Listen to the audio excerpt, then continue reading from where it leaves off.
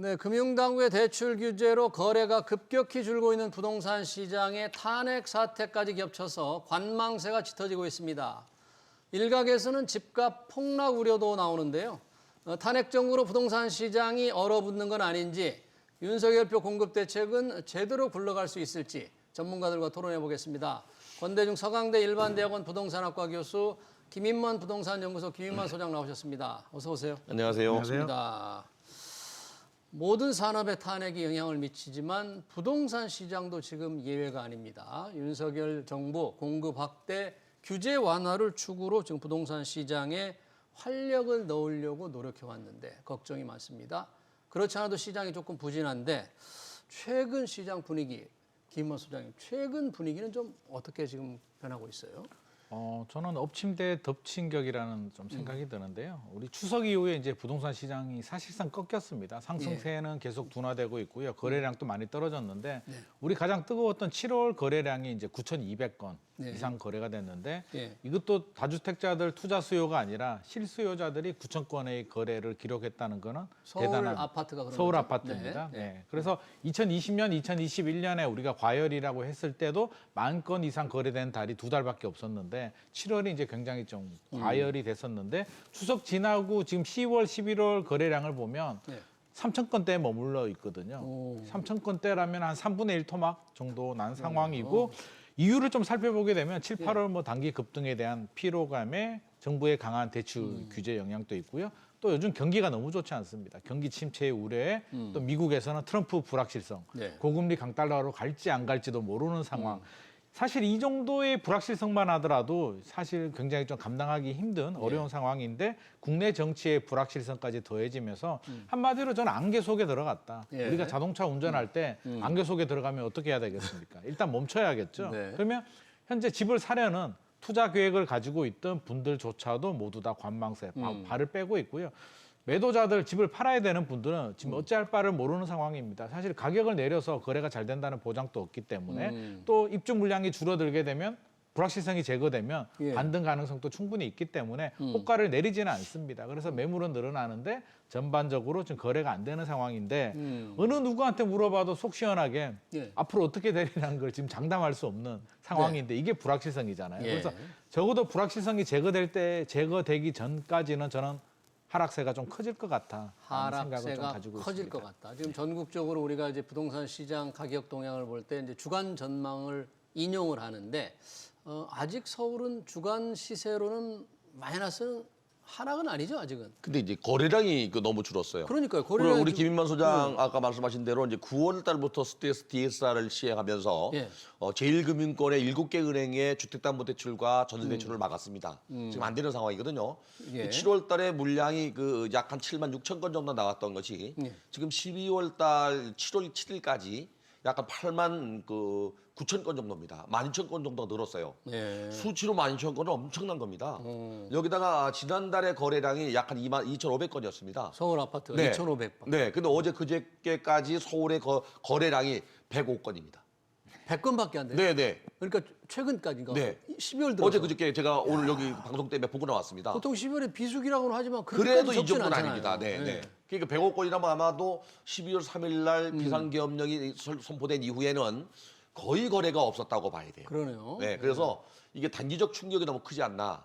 그러니까 우리 김 소장 얘기대로 엎친 데 덮친 격이라는 게 대출 기회로 힘들었는데 이 비상기업으로 또 한 번 힘들게 만들어서 거래 자체가 안 되면서 대기 수요로 물러나고 매물은 늘어나는 그런 현상이 벌어지고 있어요. 그러니까 이런 현상이 지금 과연 얼마나 지속될지는 지금 전국에 뭔가 방향이 좀 잡혀야 되고 이것만이 아니라 우리 경제 상황과도 좀 밀접히 연관이 되잖아요.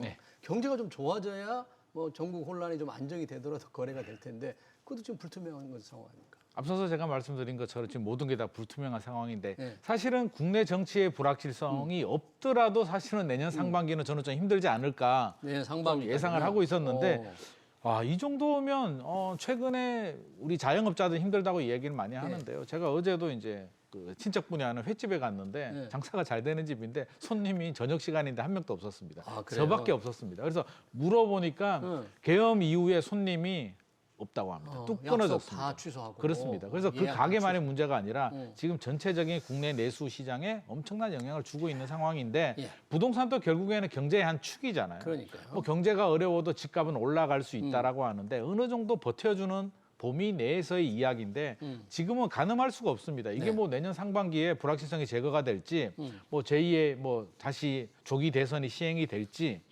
아무도 모르는 상황이니까 적어도 빨리 불확실성이 제거가 되지 않으면 2차 하락 가능성도 우리가 배제할 수는 없을 2차 것 하락 같습니다. 가능성. 이런 상황에서 그러면 기왕 지금 탄핵 정국이니까 과거 탄핵 정국 어떻든지 한번 좀 돌아봐야 될 것 같아요. 2004년 박근혜 대통령, 노무현 대통령, 전 대통령, 2016년 말 박근혜 전 대통령 때는 과연 부동산 시장이 어떤 영향을 받았죠? 그때는? 노무현 정부 당시에는 네. 탄핵까지는 안 갔잖아요. 탄핵에서 이제 부결됐죠. 부결됐죠. 부결됐기 때문에 탄핵이 진행되는 과정에 한두 달 정도 부동산 시장이 약간 그 멈칫했어요. 예. 근데 이 당시는 이제 그 이후에 너무 많이 또 올랐죠. 2006년도가 거의 꼭지점인데요. 예. 2004년도에는 그 노태우 정부 당시에 진행됐던 토지 공개점 제도로 도입된 법률 3가지가 있어요. 네. 이게 이제 그 당시에 위헌 판결 내리는 헌법 불합치를 받았습니다. 그래서 노무현 정부가 다시 이걸 2006년도에 끌고 나온 게 개발이익 환수하는 법률이거든요. 예. 그 3가지 법률은 이제 택지 소유 상한하는 법률, 그다음에 이제 토지 초과 이득세, 예. 그다음에 개발이익 환수하는 법률이었어요.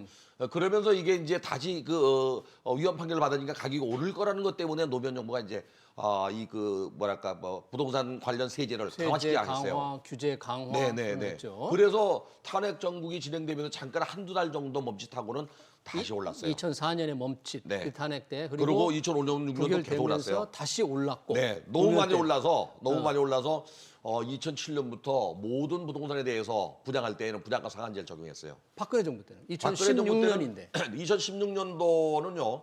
2010년 12월부터 이제 탄핵이 진행됐거든요. 그렇죠. 그 판결이 2017년 3월에 끝났는데 네.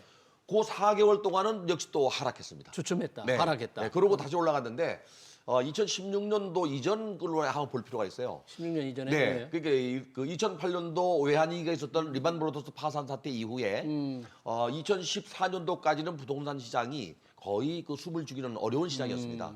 그래서 박근혜 정부가 2015년도에 네. 여야 합의로 부동산 3법을 통과시킨 게 있습니다. 당시에도 부동산 3법은 지금과는 다른 거죠. 네, 그 당시에는 이제 이 세 가지가 뭐냐면 분양가 상한제를 2017년까지 연장한 겁니다.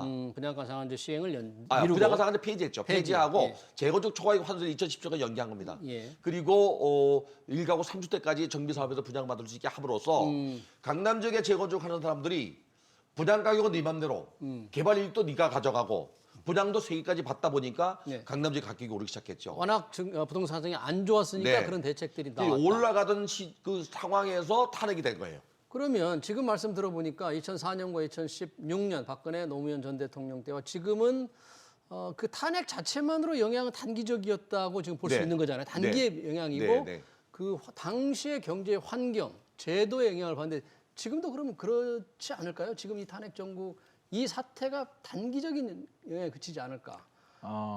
지금이 좀 더 안 좋죠. 안 지금이 당시에 좋다면 비해서 훨씬 교수님 말씀하신 것처럼 그때는 올라가는 과정에 2012년, 13년도가 서울은 바닥이었고요. 네. 박근혜 정부에서 이제 부양 대책들이 나오면서 실질적으로 이제 강남을 중심으로 2014년, 15년부터 이제 거래량이 늘어납니다. 2016년에 교수님 말씀하신 것처럼 강남 재건축 가격이 굉장히 많이 올라가죠. 제가 방송 나오기 전에 네. 제가 매주 이제 칼럼을 쓰는데 네. 2016년에 쓴 칼럼을 한번 찾아봤습니다. 네. 왜냐하면 그때 무슨 일이 있었는지 좀 찾아봤는데 그때 여러 가지 일이 있었더라고요. 9월까지는 집값이 올랐더라고요. 그래서 강남 재건축 이렇게 올라도 되나 뭐 이런 칼럼도 썼는데 네. 11월부터 이제 좀 달라집니다. 11월에 이제 박근혜 정부에서 첫 규제 대책이 나옵니다. 11.3 대책이 나와요. 집값이 계속 2016년 올라가니까 11월. 11월에 네. 11.3 대책이 발표가 되고 마침 그때 또 트럼프가 또 당선이 됩니다. 당선되고. 그때도 불확실성이 컸죠. 네. 아니 트럼프가 되면 어떤 일이 발생할지 모르기 때문에 불확실성이 컸고요. 그때는 또 미국이 또 금리를 올리던 시점입니다. 미국 금리 인상했죠. 12월에 탄핵이 들어가죠. 불확실성이 커지니까 이제 거래량도 줄어들고 전체적으로 줄어드는데 숫자적으로 보면 근데 폭락 상황은 아니었어요. 예. 실거래가 지수 그 당시를 보더라도 이제 탄핵이 됐을 때 예. 탄핵 이전에 91.6이었던 실거래가 지수가 91까지 떨어졌다가 다시 반등을 합니다. 그래서 크게 떨어지지도 않았고요. 거래량을 보면 탄핵 이전에 9월, 10월은 11,000 서울 아파트 거래량이 11,000, 12,000건 나오다가 3,000건대까지 떨어지긴 합니다. 3,000, 탄핵의 5,000건. 영향으로 바로 그렇죠. 2월까지 떨어지는데. 5,000건까지 떨어지다가 3월부터 다시 또 거래량이 늘어나거든요. 8,000건, 9,000건, 14,000건 이렇게 늘어납니다. 그래서 그때는 단기간 한 4개월 정도 거래량이 줄어들고 가격은 크게 떨어지진 않았더라고요. 거래량이 줄어들고 주춤하다가 반등을 했는데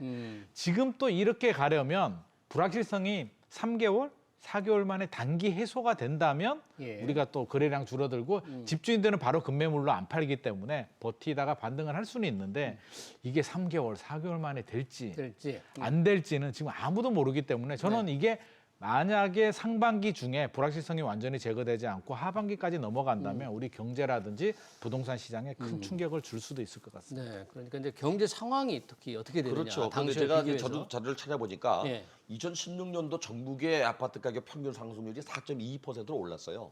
2016년에 네, 그리고 2017년도 이제 하야했잖아요. 3월달에 예. 박근혜 정부가 그때는 5.33% 더 올랐어요. 더 올랐어요. 네, 그리고 2017년에. 2016년도에 서울은 예. 7.57%나 올랐습니다. 그리고 2017년도는 11.44%. 네. 상당히 많이 올랐죠. 예. 오르던 시장이었어요, 거기도. 근데 지금은 이제 그 더블 딕 현상처럼 올라갔다가 규제에서 떨어지고 올라갔다가 규제에서 좀 떨어지는 상황이었거든요. 네. 대출 규제로. 근데 이게 이제 그 내수 경제가 어려워지고 더 나가서 이 그 대외 신인도가 떨어지면서 수출 시장이 어려워져서 예. 해외 경제까지도 어려워지면 결국에 이제 자영업자가 무너지고 경제가 무너지면 부동산 시장도 영향을 안 받을 수는 없지요. 그러네요. 네. 근데 부동산 시장에 또 영향을 주는 법들이 윤석열 정부가 공급 확대를 위해서 여러 가지 법들을 지금 국회에 넘겨놨어요. 지금 국회 계류 중인데 재건축 재개발 촉진을 한 특례법, 재건축 초과이익 폐지에 관련 법률, 임대차 입법 폐지, 공시가 현실화 로드맵 폐지. 상당히 그 윤석열 정부로서는 역점적으로 취임하자마자 이걸 추진해 왔는데 자, 이 법들 다 어떻게 될까요, 이거 지금? 저는 현실적으로 좀 추진하기 힘들지 않을까 하는 생각이 듭니다. 일기 신도시 특별법은 좀 잠시 좀 예외로 두고요. 일기 여야가 신도시. 이제 합의를 해서 특별법을 만들었고 네. 이재명 대표가 또 대통령 후보 시절에도 공약 사항이었기 때문에 일기 신도시는 뭐 추진이 된다고 하더라도 나머지 부분에 대해서 우리 얼마 전에 발표했던 그린벨트, 예. 그린벨트 같은 경우도 사실 생각에 따라서 달라질 수 있거든요. 서리풀 지구를 그린벨트. 과연 풀어야 되느냐, 차라리 문재인 정부 시절에 발표했던 걸 일관성 있게 추진해야 되느냐 아니냐. 이렇게 정권이 바뀌더라도 여러 가지 논란이 있을 수도 있을 것 같고요. 특히 공시가격 같은 경우는 현실화 폐지는 이제 끝난 것 같고 오히려 현실화를 더 밀어붙이지 않을까. 공시가 현실. 나중에 만약에 정권이 바뀐다면 완전히 180도로 달라질 것 같습니다. 지금 야. 재건축 초과이익 환수제도 폐지 안 되잖아요. 지금 예. 또 야당이 반대하고 있는데 만약에 야당이 다시 정권을 잡게 된다면 폐지가 아니라 오히려 더 강하게 또 밀어붙이지 않을까 하는 생각도 듭니다. 그래서 전반적으로 본다면 다 어렵고요. 임대차 입법도 우리 뭐 여당에서 네. 개정하려고 했는데 야당의 반대에 부딪혔는데 이 부분도 좀 힘들 것 같습니다. 최근에 논란이 됐던 주택임대차보호법 개정안이 좀 있었는데 네. 무산되긴 했습니다. 최종 폐지가 되긴 했는데 이제 임대인들의 굉장한 반발을 일으켰는데 우리 2+2 계약갱신 청구권이 2년에서 한 번 쓸 수 있는 걸 네. 무제한으로 쓸 수 있는 법안을 발의를 했거든요. 야당 의원이 발의한 거죠. 그렇죠. 네. 발의를 했는데 이게 엄청난 반발이 일어나니까 한 발 물러서긴 했는데 앞으로도 이런 식의 여러 가지 반시장적인 정책들이 이제 계속 나올 가능성은 저는 상당히 높다. 그래서 그러네요. 시장을 자극을 줄 여러 가지 요인들이 있기 때문에 옳다 그르다를 떠나서 일국에서는 또 이렇게 시장을 자극을 주게 되면 또 서울 부동산 시장이 다시 또 자극을 받아서 또 왜곡이 되고 상승으로 또 전환되는 건 아니냐. 문재인 정부 시즌2가 되는 것이 아니냐라는 우려스러운 목소리들도 나오고 있습니다. 법안이 제대로 추진이 안 되면 뭐 공급이 결과적으로 준다. 그런 우려를 할 수 있나요? 공급은 지금 뭐 줄어들 수밖에 없을 것 같습니다. 공급을 늘리는 방법은 사실상 뾰족하지 않아요. 일기 신도시만 하더라도 2027년 착공은 애당초 불가능한 계획이었고요. 기본적으로 10년, 15년이 걸립니다. 그린벨트를 풀어도 몇 년 만에 나오기는 현실적으로 어렵기 때문에 공급은 어느 정권이 되더라도 지속적으로 추진을 해야 되는 정책임에는 맞지만 시간은 오래 걸릴 것 같습니다. 지금 일기 신도시 같은 경우에는 네. 노후계획도시 특별법이죠. 그래서 이미 선도지구도 지금 지정했죠. 발표를 했잖아요. 네.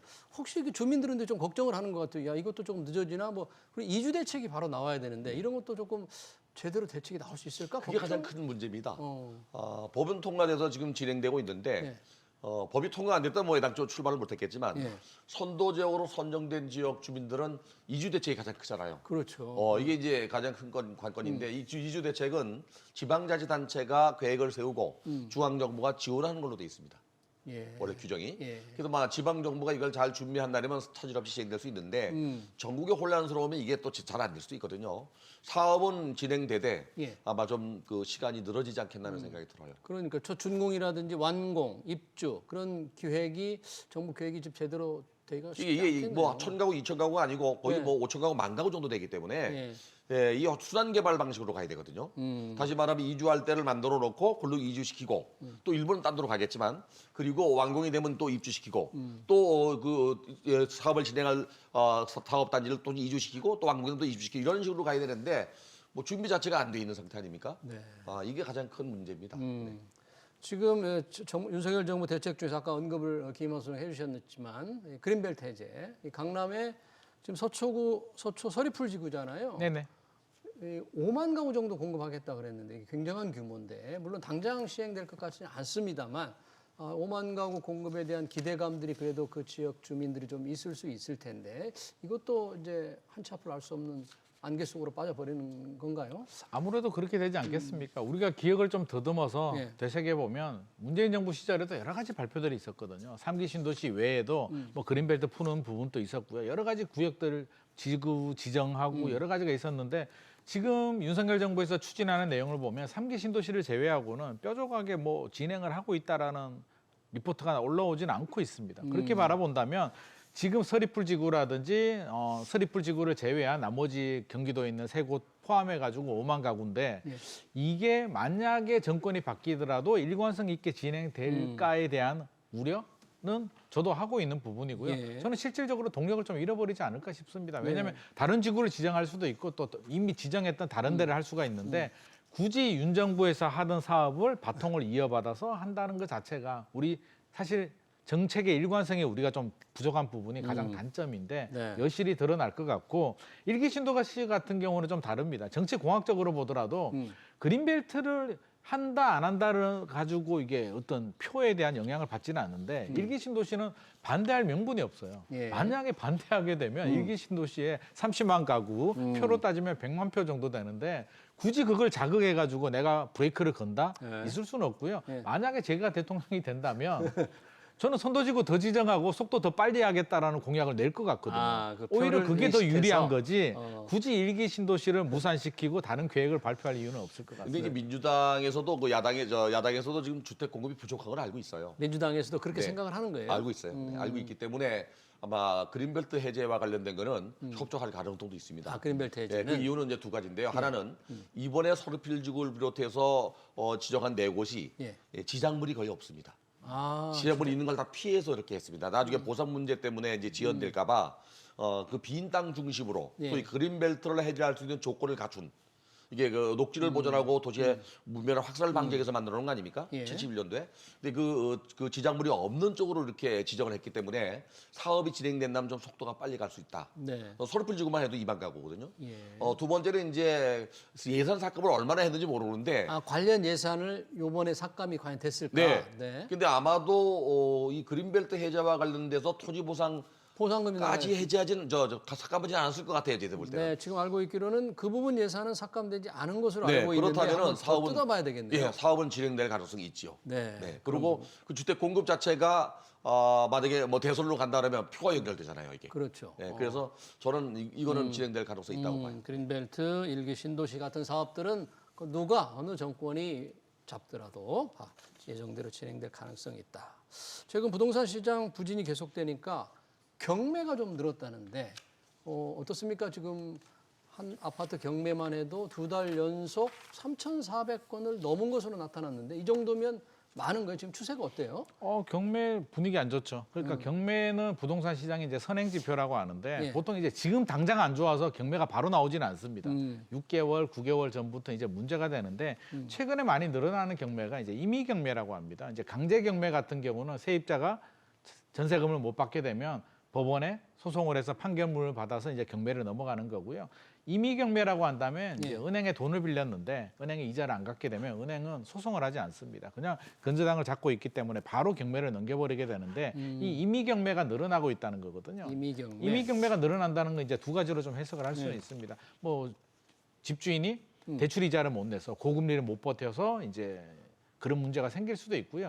또 하나는 이제 사업을 하시는 분들, 우리 경기가 굉장히 안 좋잖아요. 좋죠. 내수 경기도 안 좋고 수출도 안 좋기 때문에 사업하시는 분들이 굉장히 힘들어지게 되면서 사업이 힘들어지니까 자연스럽게 압류가 걸리게 되고 내가 가지고 있는 집이 이렇게 넘어가는 경우들이 많이 있다고 합니다. 그래서 최근에 강남에서 나오는 경매 물건들, 최근에 뭐 삼성동의 아이파크 고급 주택이 경매로 나왔는데 사업하시는 분이 이제 부도가 나서 넘어왔다고 합니다. 그래서 이런 사례들 결국에는 이게 이제 경제하고 맞물리는 거죠. 경기 침체가 깊어지게 되면서 경매도 늘어나는 이런 상황이 지속이 되고 있기 때문에 불확실성까지 더해졌잖아요. 네. 몇 달이 지나면 아마 더 많이 늘어날 것으로 예상이 됩니다. 경매, 부동산 시장의 부진한 걸 지금 보여주고 있는데 그러면 이제 이 탄핵 사태가 어떻게 전개될지는 조금 불투명합니다만 이 시점에서 향후 2년, 3년 정도의 부동산 시장을 조금 길게 보고 싶은데 이 탄핵 사태가 감안되지 않았을 때는 어떻게 생각했었는지, 가만히 되면 어떻게 바뀔지. 중요한 거는 이제 공급, 뭐 입주 물량은 뭐 충분히 예정이 돼 있는 건지 어떻게 예상을 해봐야 될까요? 앞으로 한 2, 3년 정도. 우선은 제가 탄핵이 지금 진행되기 전에 그러니까 지난달에 제가 칼럼을 쓰면서 내년도 예상을 9월부터 정부가 이제 가계 부채가 많다는 것 때문에 대출 규제를 시작했지 않습니까? 네. 이것이 지금 그 거래 시장을 위축시키면서 적어도 지금 기준금리가 내려가고 있는 상황이기 때문에 전 세계적으로 좀 내리고 있지 않습니까? 그렇죠. 그래서 우리나라도 지금 3.0까지 내려왔는데 한국은행의 기준치인 2.5나 적어도 2.75나 2.5까지 내려온다면 내려가는 시장에서는 대출 규제가 지속될 거라고 보여지고 있어요. 내려가는 상황에서 대출 규제를 계속 할 거다. 네. 그러니까 12월 달에는 금토위가 지금 없죠. 이번 달에는. 네. 1, 2월 달에 한번 내릴 수 있는 기회가 있어요. 근데 만약에 안 내린다면 3월 달에 금토위가 또 없습니다. 그러면 4, 5월 달에 한번 내릴 거예요. 예. 어쨌든 앞으로 향후에 한 번 내지 두 번 내린다면 상반기까지는 지속적으로 대출을 규제할 수밖에 없다. 대출 규제의 영향을 받을 거다. 네, 그래서 제가 시장은 그 비상계엄이 생기기 이전에 내년 상반기에는 이렇게 거래가 줄어들면서 매물이 늘어나고 하방 압력이 계속될 거다. 그러나 이제 하반기에 가서는 예. 입주 물량이 부족하고 또 이제 그 규제가 만약에 완화된다면 상저하고 현상이 나타날 가능성이 있다고 얘기를 했거든요. 근데 그렇게 예상을 했다 네. 이거죠. 입주 물량이 좀 많이 줄어들게 되나요? 지금? 네. 지금 금년도에 36만 한 3,800가구 정도가 공급이 되는데요. 예. 입주 물량이 내년도에 26만 가구, 26만 4천 가구니까 예. 12년 만에 최저로 떨어집니다. 아, 그러네요. 그리고 이제 착공 건수도 뭐 워낙 발해 반토막이 난 상태고요. 예. 올해 금년도에 12만 4천 가구였거든요. 예. 서울의 입주 물량은 오히려 내년에 조금 늘어나는 것 같아요. 수치로는. 서울은 네. 그런데 이제 이게 강남 재건축이나 뭐 이런 것 때문에 그런 것 같아요. 예. 둔촌중 아파트도 있고. 근데 실질적으로는 서민들이 접해야 하는 비아파트 부분은 입주 물량이 거의 없습니다. 빌라나 네, 아까 이런 경매 말씀하다 말았지만 지금 경매 사이트를 들어가 보면 네. 비아파트 부분은 정말로 너무 많이 나와 있어요. 경매 물건이. 네, 구별로 제가 이제 지역별로 보면 예. 보통 수십 건씩입니다. 이게 그 뭐를 말해주냐면 두 가지인데요. 하나는 갭 투자했던 사람들이 이자를 감당하지 못해서 나오는 게 있고, 또 하나는 이제 자영업자가 10월달에 예. 약 100만 가구 정도가 100만 명 정도가 월 100만 원 이하를 받고 있어요. 이거 산업동향에 나오는 그 내용인데요. 점점 경제가 어려우니까 결국에 감당을 못해서 들어가는 것 같아요. 그렇죠. 그러면 이게 내년까지 연결될 가능성이 있다는 거죠. 그래서 경매 시장이 어려워지면 매매 시장도 어려워질 수밖에 없거든요. 선행지수니까. 그래서 지금 내년에 입주 물량이 생각보다 적게 되면은 네. 오히려 이제 전국이 안정되고 안정되면? 시장이 만약에 조금 완화된다면 가격이 올라갈 가능성이 있다. 그건 올라갈 가능성은 내년 하반기 쪽으로. 하반기 이후부터. 네. 하반기 이후로 보십니까? 우리 김만 소장님은 조금 길게 시장 전망 어떻게 보셨어요? 저도 교수님 의견에 뭐 동의하는 부분이고요. 저도 상저하고를 생각하고 있었는데 상저하고. 이제 탄핵 전국이 아니라면 불확실성이 아니라면 상반기까지는 이제 교수님 말씀하신 것처럼 뭐 대출 규제 영향이라든지 부동산 시장은 이제 단기 흐름이 한번 바뀌면 기본적으로 최소 6개월 정도는 가거든요. 그럼 추석 지나고 분위기가 바뀌었기 때문에 설 지나고 이제 상황에 따라서 좀 변수에 따라서 움직이는데 지금 불확실성까지 커졌기 때문에 일단 기본적으로 이제 입주 물량 말씀해 주셨는데요. 서울은 2026년이 이제 위기가 옵니다. 서울 아파트 입주 물량. 2026년 그때 6년? 입주 물량이 팍 줄은 거예요. 그렇죠. 서울은? 내년까지만 하더라도 서울 아파트 입주 물량이 올해보다 뭐 비슷하거나 한 2만 올림픽파크 포레온을 빼면 한 2만 중반 가구 정도 나오는데 6년으로 가버리게 되면 10,000호 이하로 떨어지거든요. 지금 급격히 주는 거네요? 7,000호 정도로 떨어진다라고 나오는데 착공 물량이나 인허가 물량을 감안해 보면 이게 2026년만의 문제는 아니고 2027년까지도 이어집니다. 그렇게 되면 입주 물량이 줄어들면 또 전세 가격이 올라갈 수도 있고요. 또 여러 가지 변수들이 있기 때문에 2, 3년을 바라본다면 저는 반등은 충분히 가능하다라는 생각인데 문제는 이제 불확실성이 어떻게 상반기에 끝날지 이게 하반기까지 질질질질 끌어서 길어진다면 이게 심리적인 충격을 굉장히 받거든요. 불확실성이 커져서 이제 급매물로 던지게 되면 2차 하락이 올 수도 있는데 제가 당부드리고 싶은 말씀은 2, 3년을 바라보면 충분한 반등이 가능하기 때문에 너무 불안해할 필요는 없을 것 같고요. 아무리 안개가 있더라도 결국에는 해가 뜨면 안개는 없어집니다. 그래서 시간이 해결해 줄 문제이기 때문에 저는 너무 초조하고 불안해할 필요는 없을 것 같습니다. 두 분은 이제 좀 2, 3년 후에 이런 시장 전망을 해주셨는데 이런 상황에서도 실수요자들은 이제 집이 필요한 분들이 있잖아요. 네. 그런 분들도 집을 마련해야 될 테고 또 투자를 생각하는 분들도 있을 텐데 아무리 전국이 이런 상황이더라도 부동산 투자를 생각하시는 분들도 있고 실수요자들 어떻게 좀 전략을 세워야 되죠? 저는 너무 서두를 필요는 없다고 보는데요. 네. 만약에 지금 당장 집을 구해야 할 판이라면 네. 급매물을 찾아보는 게 좋고요. 네. 그게 아니라면은 내년 상반기 중이나 이 하반기 사이에 내년 중에 그 일반 매물, 급매물이 아마 제일 적정하지 않겠나. 그런데 네. 통장에 살아있는 사람도 있어요. 통장. 주택 청약 통장에 살아있는 사람들은 3기 신도시가 이제 본격 분양을 들어갈 겁니다. 내년부터. 3기 신도시. 네, 근데 이 그 3기 신도시 분양하는 공공택지는 모두가 다 분양가 상한제 적용 지역입니다. 그러니까 일반 시가보다 많이 낮겠죠. 낮게 적용된다. 네, 그래서 그거를 한번 노려보는 게 어떤가. 네. 물론 여유가 있는 사람들은 뭐 점점 이게 경제가 어려우면 양극화가 더 벌어지거든요. 네.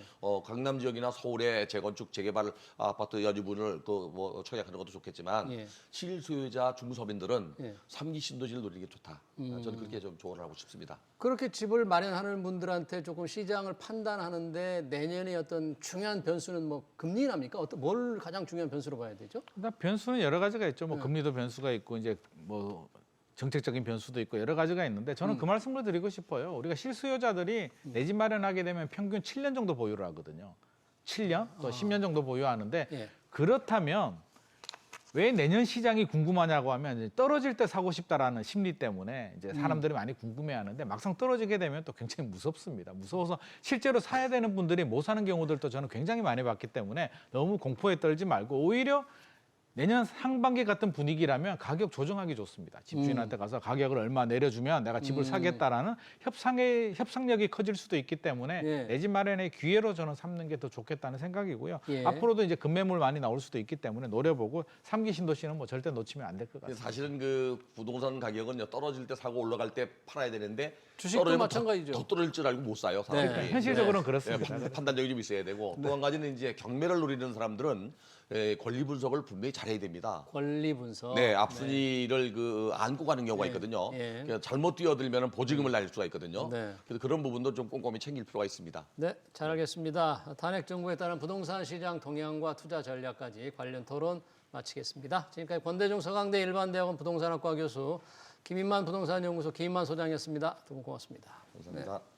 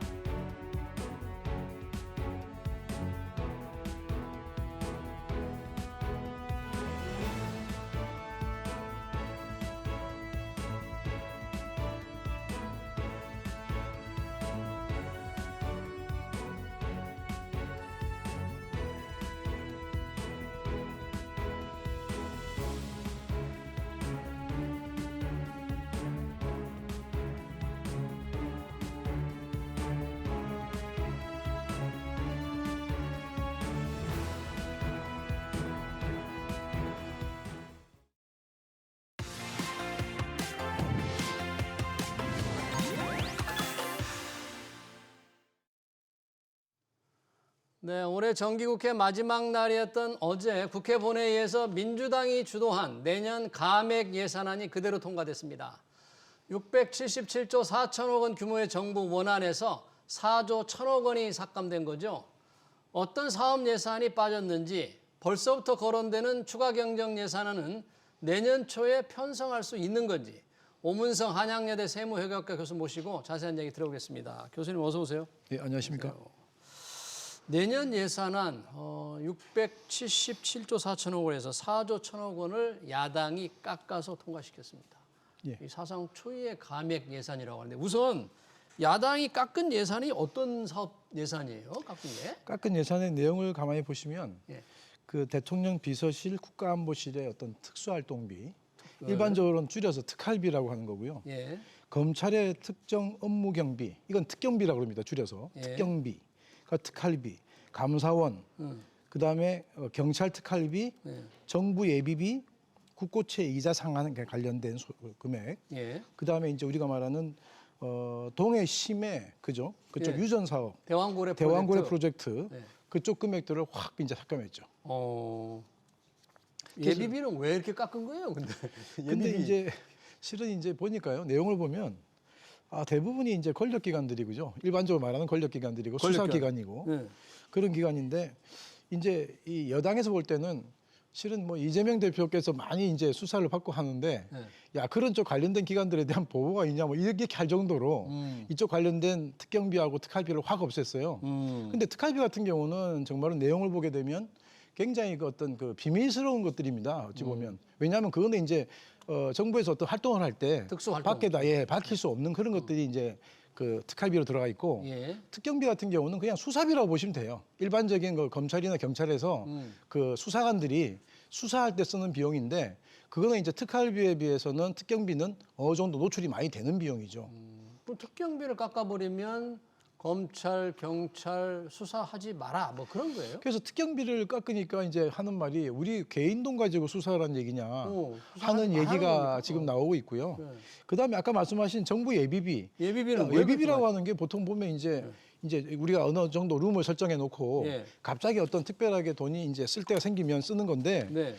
우리가 뭐 가정도 그렇지 않습니까? 우리가 일반적으로 쓸 비용을 이렇게 이게 우리가 네. 돈을 이렇게 세이브해 두는데 그런 것에 대해서 완전히 많이 삭감, 반을 50%를 삭감했어요. 긴급 재해가 나면 써야 되고 뭐 여러 가지 맞습니다. 필요할 텐데요. 그런 것들 삭감해 놓으니까 정말은 이제 정부나 그 공무원들이 굉장히 힘든 상황이 돼가는 것 같습니다. 예. 이렇게 야당 주도로 예산을 삭감해서 통과시킨 적이 전혀 과거에 없었습니까? 이런 거는 일어날 수 없는 일이었습니까? 이건 실은 거의 없었죠. 그리고 지금 어찌 보면 야당이 주도적으로 해가지고 그냥 감액만 해버리는 경우에 예산 통과는 정말은 거의 없다고 봐야 됩니다. 왜 그러냐면 이 예산이라고 하는 게 좀 성격이 우리가 이제 헌법에 의해서 예. 국회 같은 경우는 예산의 심의 확정권이 있고 심의. 정부는 이제 예산 편성권이 있단 말이에요. 그러니까 정부에서 편성해서 올리면은 자기들은 깎을 수 있는 권한만 있어요. 네. 증액은 못 시켜요. 그 증액은 어찌 보면 자기들이 내심 증액하고 싶은 게 있으면 있겠죠. 깎으면서 그쪽에 살살 이제 어찌 보면 정치적인 어떤 예. 어떤 교섭 활동을 통해서 우리 것도 좀 올려줘 이렇게 하는 거거든요 본래. 그래서 본래 이게 깎는다는 얘기는 올려줘의 얘기에 반대 동전의 앞면과 뒷면 같습니다. 그래서 지금 보면은 네. 특수활동비하고 특경비 그리고 지금 보면은 그 우리 지역화폐. 예. 지역화폐 그 예산이라고 하는 게 같이 이렇게 좀 이렇게 같이 걸려 있는 것 같습니다. 협상을 좀 하려고 그렇죠. 했는데. 그게 협상을 해야 되는데 지금 지금 야당 입장에서는 자기들이 주장하는 지역화폐의 어떤 규모 그게 대략 한 1조 정도는 자기들 하고 싶은데 야당이 예. 근데 지금 정부에서는 한 3천억 정도를 들고 왔어요. 마지막 단계에서 우리가 3천억 정도 해주겠다. 그러니까 이제 협상이 안 된 것 같습니다. 그럼 방금 이제 지역화폐 예산을 정부가 3천억 정도 들고 왔다고 했는데 그게 이제 증액 협상을 좀 한 거잖아요. 그렇습니다. 마지막에. 야당이 깎으려고 하니까 예. 정부 여당이 이제 예산을 좀 늘리겠다고 하는데 정부가 좀 늘리겠다고 마지막에 가져온 거는 뭘 늘리겠다고 한 거예요? 그럼? 지금 늘리겠다고 한 가져왔던 거는 거. 예. 지금 제가 내용을 봤는데 예. 3조 4천억 정도를 늘리겠다고 했어요. 3조 4천억? 마지막 단계에서. 네. 그래서 정부는 민주당 쪽에 지역 사랑 상품권 이게 지역 화폐죠. 예. 지역 화폐에서 예산 한 3천억 정도를 포함하고 거기다 다른 거 1.5조 민주당 쪽에서 요구하는 거. 예. 민주당 요구하는 게 대부분 민주당이 요구하는 게 뭡니까? 어떤 거냐면 지역 화폐가 있고요. 지역화폐, 호남 고속철, 호남 고속철, 신재생에너지 금융 지원, 예. 그리고 인공지능 연구용 컴퓨팅 지원 프로젝트. 요 네 개가 이제 민주당 쪽에서 요구하는 건데 예. 민주당에서 요구하는 요거까지 합쳐서 1.8조를 증액을 하고 우리는 예비비 쪽에서 예비비 등 해가지고 예. 한 1.6조를 증액을 다시 복원시켜 달라는 거죠. 예. 줄인 거에서. 근데 그게 이제 결렬돼가지고 결렬이 되니까. 결국은 감액만 하고 끝나버린 겁니다. 지금 윤석열 대통령의 이 비상계엄 선포가 몇 가지 이유가 있었는데 그 중에 하나가 이 야당 주도의 예산 삭감입니다. 맞습니다. 대통령은 이렇게 깎이면 네. 국가 운영이 안 된다, 예. 마비된다 이렇게 생각한 건가요? 제가 보면 이제 예산이라고 하는 게 어찌 보면 이제 하나의 여당과 야당, 국회에서 서로의 어떤 소통을 통해서 하나의 어떤 정치적인 교섭을 해야 되거든요. 그러니까 지금 말하면 국회에서는 그 예산에 대한 감액권만 있고 예.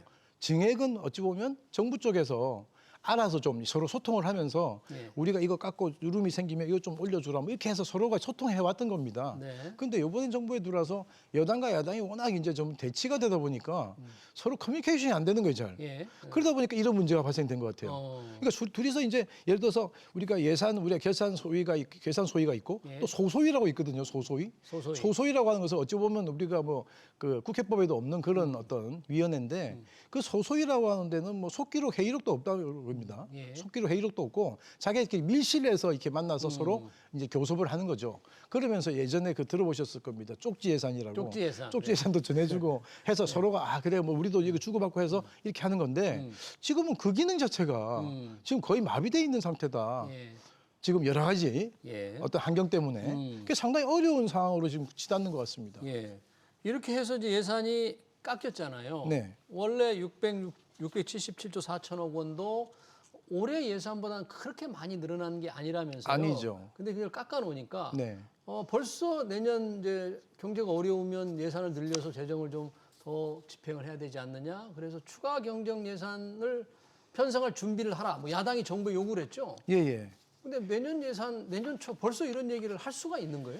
근데 지금 추가 경정 예산을 지금 하자는 얘기가 나오는 것이 제가 아까 말씀드렸다시피 국회 쪽에서는 감액만 할 수 있지 증액을 못 하잖아요. 예. 그러니까 증액을 하려고 그러면 감액을 하면서 서로 소통을 해서 서로 야 우리가 협상을 원하는 해야 건 되는데. 요거니까 요것도 좀 올려주고 이렇게 해서 커뮤니케이션 해야 되는데 거기서 결렬돼가지고 결국은 아주 좀 안 좋은 상황까지 갔단 말이에요. 예. 그러다 보니까 이제 우리 이제 그 우원식 국회의장께서 하신 말씀이 우원식 국회의장은 어찌 보면 민주당 쪽에서 와 있지만 예. 국회의장은 중립성을 지켜야 되잖아요. 그렇죠. 국회에서요. 중립이요, 그러니까 무소속으로. 본래는 11월 말까지 예산이 확정이 됐었어야 돼요. 근데 그걸 확정이 안 되니까 그걸 10일까지 말미를 둔 거죠. 예. 협의해서 잘해봐라. 그런데 10일이라고 하는 게 결국은 뭡니까? 우리 정기 정기 마지막 날. 마지막 예, 날이거든요. 예. 그때까지 갔는데 그걸 할 수 없이 그냥 통과시켜버린 거예요. 예. 더 이상 소통이 안 되니까. 그래서 이 부분에 대해서 만약에 뭐 필요하면 1월 초에라도 우리가 이게 그 추가 경정 예산을 통해서라도 네. 우리가 해결하자라고 네. 이렇게 말을 하고 있는 거죠. 근데 추가 경정 예산이라는 게 편성할 수 있는 요건이 있잖아요. 법에. 맞습니다, 맞습니다. 그 법들에 이게 해당이 지금 상황에 해당이 안 될 거 아닙니까? 그래서 이게 해당이 지금 됩니까? 그래서 저는 이제 뭐 여기에 해당된다 안 된다는 해석이 분분할 수 있는데요. 우리가 추가 경정 예산이라고 하는 게 국가재정법 89조에서 예. 추가 경정 예산의 편성이 있는데 여기 보면 전쟁이나 뭐 대규모 재해, 경기 침체, 대량 실업, 남북 관계 변화, 경제 협력 예. 뭐 이런 게 막 있잖아요. 예. 와 여건의 중대한 뭐 대내외 여건의 중대한 변화가 발생했거나 뭐 이런 게 있는데요. 해석에 따라서는 이제 우리가 이제 나름대로 비상계엄이 이제 한번 선포됐고 예. 이것 때문에 이제 대외 신인도가 좀 떨어졌다고 얘기하고 나름대로 환율도 치솟고 그다음에 이제 지금 현재 주가도 또 지금 안 좋은 상황으로 보고 있거든요. 그래서 이런 것들을 뭐 여기에 어떤 크게 보면 이 카테고리에 들어간다고 본다면 뭐 추가 경정을 하더라도 특별히 문제가 없을 거 아니냐. 다만 추가 경정에 대한 이제 어찌 보면 헤게모니는 국회가 잡거든요. 예. 왜냐하면 정부는 국회에서 추가 경정 예산안이 확정되기 전에 이를 미리 배정하고 집행할 수 없어요. 그래서 이제는 이게 이제 국회에서 쪽에서 이걸 해줘야 되니까 자기들은 지금 실은 마음속에서는 아마 지역화폐 쪽이 많이 신경 쓰이는 것 같습니다. 그러니까요. 지금 그걸 이재명표 예산으로 불리죠. 지역사랑 상품권, 맞습니다. 지역화폐라고 불리는데 예. 이번 정기국회에서도 예산안 중에서 이걸 가지고 갈등을 벌였는데 네. 이제 추경을 짤 때 이게 좀 논쟁이 될 거 아닙니까? 당연하죠. 이 지역화폐가 왜 여야가 이렇게 대립하는 예산입니까? 왜 그렇게 서로 갈등을 벌이는 거예요, 이 문제? 참 이게 지역화폐라는 게 아주 오묘한데요. 네. 말 그대로 지역화폐라는 거는 그 지역 안에서만 쓰는 예. 뭐 지역사랑 상품권 이런 거예요. 예. 근데 그게 뭐 이렇게 우리가 말하는 상품권처럼 나오는 경우도 있고 예. 우리 크레딧 카드처럼 나오는 경우도 있고 종류도 다양해요. 예. 근데 중요한 거는 지역화폐 처음 도입할 때 어떤 취지라고 하는 것은 항상 다른 데 가서 많이 쓰고 오니까 그 지역에 대한 전통시장이나 예. 이런 사람 소상공인이 힘들다. 그래서 그쪽에서 지역화폐를 하면서 예를 들어서 내가 10만 원짜리를 사면 거기서 한 6천 원 정도 깎아주고 뭐 9만 4천 원 내면 10만 원짜리 받고 이런 식이더라고요. 그래서 그걸 받아서 쓰게 되면 쓰는 사람 입장에서는 뭐 10만 원 안 내고 9만 4천 원 내고 10만 원 쓰니까 좋고. 네네. 근데 그런 예산 자체가 지원이 돼야 되잖아요. 아, 지원을 해줘야 되는 거죠. 예. 지원해줘야 되는데. 중앙정부가 맞습니다. 그래서 이게 지금 왜 문제가 됐냐면 결국은 예산이 필요해요. 예. 지역화폐 예산이. 그런데 그게 중앙정부에서 지원을 하는데 그게 지금 현재 뭐 크게 경기 활성화 효과도 생각보다는 없다. 경기 활성화? 중앙정부 얘기는. 아. 그리고 또 하나는 아니 그걸 지역에서 해야지. 지방자치단체 예산으로 해야지. 자기 예산으로 해야지. 왜 중앙정부 그걸 왜 손을 자꾸 중앙정부에 달라고 그러냐. 달라고 그러냐. 뭐 이런 얘기고 하나는 또 이제 화폐깡이라고 하는 게 있어요. 화폐깡? 그건 뭐예요? 화폐깡이 뭐냐면 이걸 가지고 싸게 사니까 그걸 현금으로 바꿔줬고 우리가 그 상품권 깡한 것처럼. 하듯이. 근데 그런 것이 몇 번 이제 많이 이제 적발이 문제가 됐어요. 됐으니까. 그래서 이게 하여튼 그런 문제를 발생시켰다는 거죠. 그래서 여당에서는 이거 지금 그 경제적 효과도 미미하고 화폐깡 등의 문제도 있고 지역별로 알아서 할 문제다라고 하는 거고 아니다. 이거 지역 경제 살리고 하는 건데 각 지역별로 지방자치단체별로 실은 빈부격차가 또 있잖아요. 예, 그렇죠. 수입이 많은데 적은데. 그런데 그걸 어떻게 그렇게 다 하라고 하냐 해서 중앙정부에 써야 된다. 이걸 가지고 싸우고 있고 또 하나는 이걸 우리 이재명 대표께서 굉장히 그 대표적인 본인의 역점 사업이란 말이죠. 그러니까 이제 그것도 조금 이제 서로 간에 정치적인 정치적인 문제도 섞여 있지 않나 예. 그렇게 생각합니다. 그럼 추경 편성할 때 그걸 가지고 또 심하게 아주 다툴 수밖에 없겠네요. 내년에 만약에 추경 편성이 이제 임박해 오면 저는 어차피 뭐 정치를 전공한 학자는 아니지만 이 실은 이런 것들도 하나의 협상을 통해서 어느 정도 주고받고 해야 되는 문제가 있다고 좀 봅니다. 우선 뭐 그런 갈등은 있지만 일단 통과된 예산 기준으로 보면 우리나라의 내년 나라 빚이라든지 부채 비율은 국가 채무나 부채 비율은 어떻게 됩니까? 우선 통과된 예산 기준으로 본다면 그래서 지금 보니까 지금 워낙 지금 그 삭감을 하고 하니까 이런 수치로는 성적표가 좋아지죠. 아, 그래요? 그렇지 않습니까? 그래서 보면 내년도 관리 재정 수지 적자 규모가 우리가 73.9조에서 3.8조 정도 줄어들고 그다음에 국가 채무 전망치도 1,277조에서 1,273조 3천억으로 줄어들고. 근데 실은 우리 예전에 한번 우리 기억을 더듬어 보면 전 정부 때 문재인 대통령 때 항상 슈퍼 예산이라는 말 썼거든요. 슈퍼 예산. 슈퍼 예산이 확 늘리는 거 아닙니까? 근데 지금 우리 윤석열 정부 들어서는 실은 그렇게 막 늘리진 않았어요. 차오기부터.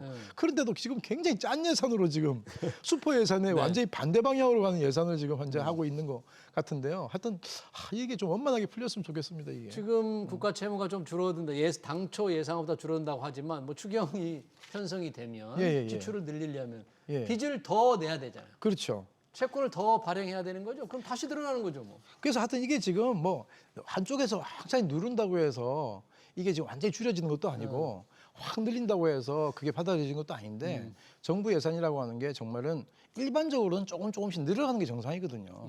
하나의 이제 경제 성장도 있고 인플레이션 되고 하니까 그래서 이게 어느 정도의 합리적인 수준에서 제가 보면 이제 검찰이나 뭐 경찰, 감사원 이런 데 어떤 뭐 특활비, 특경비 막 줄이는 거는 제가 볼 땐 그건 좀 심한 것 같아요. 왜냐하면 그쪽에서도 일을 해야 되잖아요. 그렇죠. 일을 해야 되는데 그걸 제로를 만들어 버렸어요. 예산을 제로를 만들어 버리니까 그 부분은 좀 정말 오죽했으면 지금 비상경과 그래서 생각하게 하여튼 됐습니까? 오해가 좀 하여튼 없을 것 같습니다.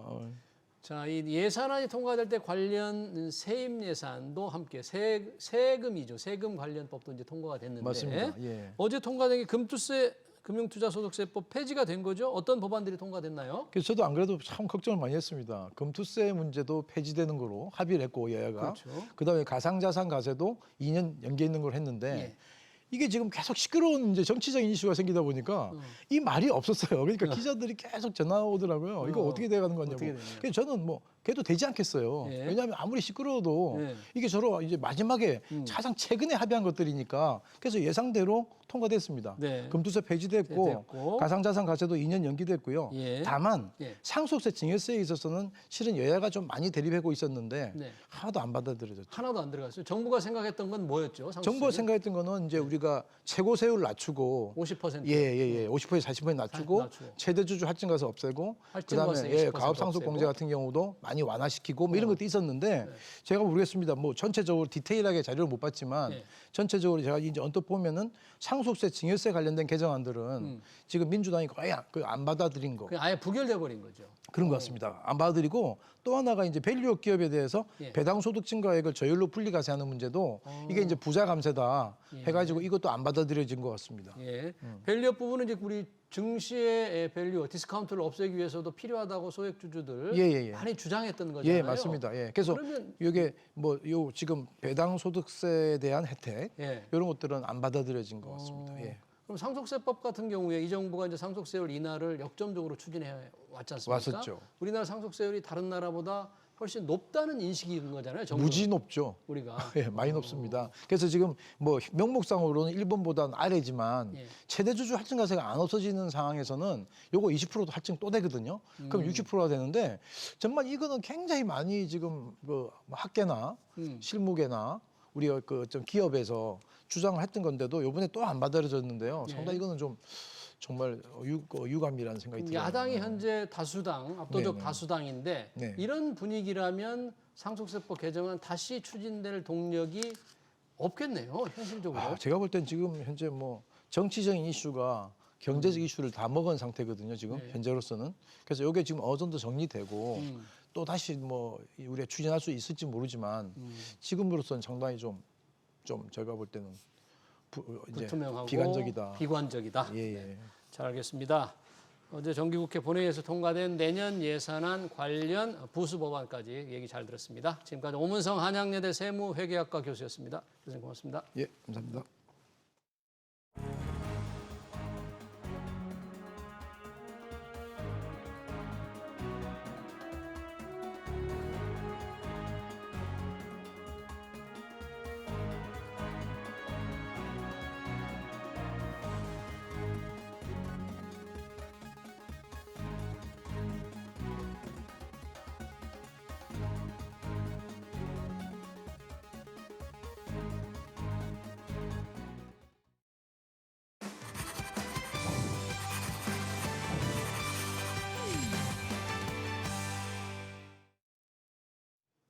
네, 탄핵 정국으로 윤석열 정부가 추진해온 부동산 정책도 표류할 가능성이 아주 높아졌습니다.